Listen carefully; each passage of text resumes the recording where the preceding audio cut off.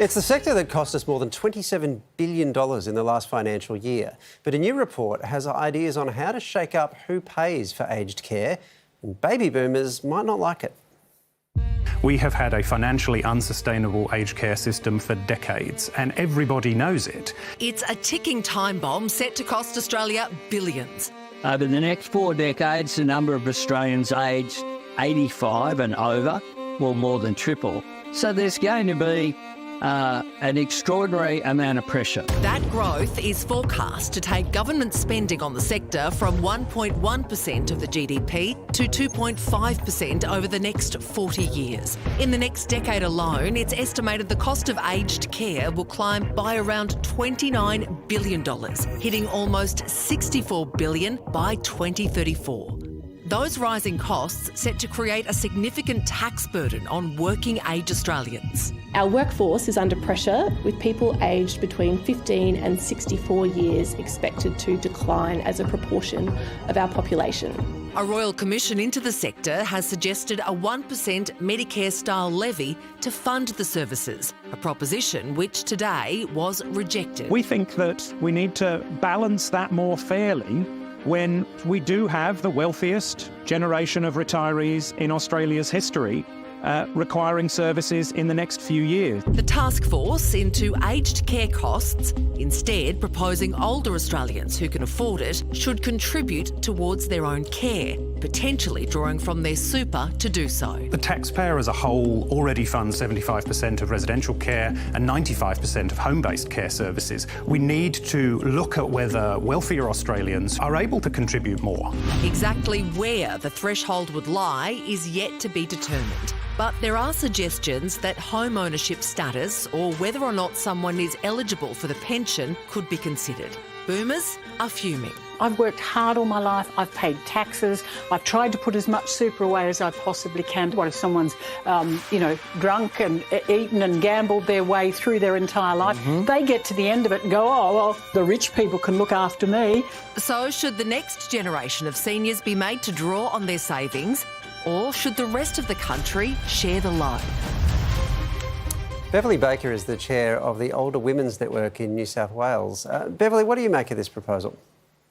It seems to me that this report is written by the providers, for the providers, working out ways in which they can get their hands on more money. And I'm not sure they're not getting enough already, because we really don't know. We've only got their financial reports. But if you can pay a CEO, $8 million, I suggest that perhaps you're not losing as much as you'd like us to believe. So, Beverly, then what do you think about seniors possibly dipping into their super in order to fund their aged care? Is that fair?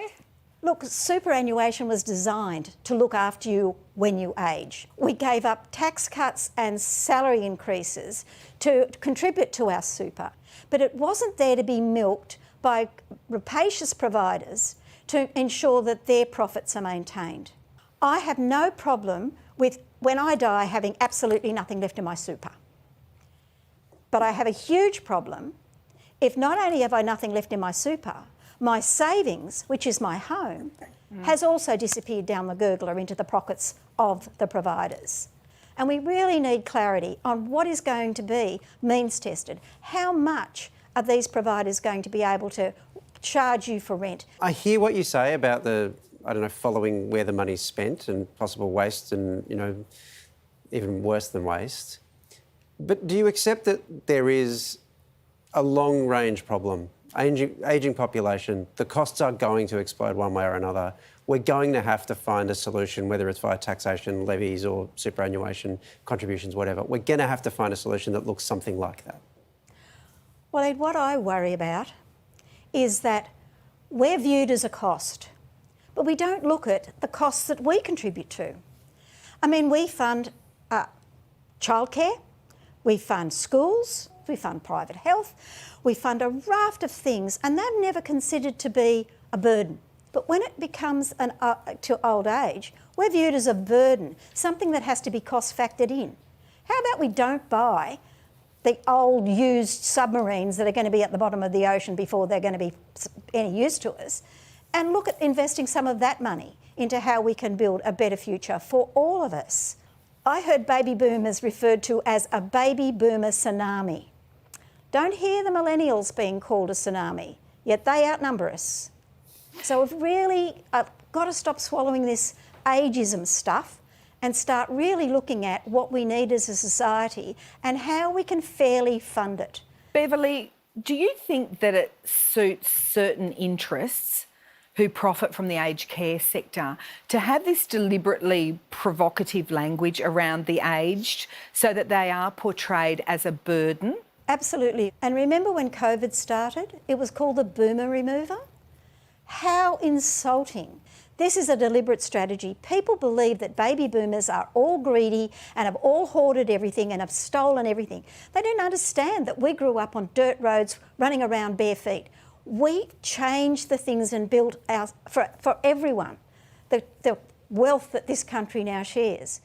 Yet we're now still seen as a burden. I don't think that's a reasonable or fair statement, but it is a very clever way of keeping us fighting with one another rather than looking where the real problem is, which is the disparity and the unfair tax system that delivers carrots to the wealthy and sticks to the poor. Oh, Beverly. Yeah.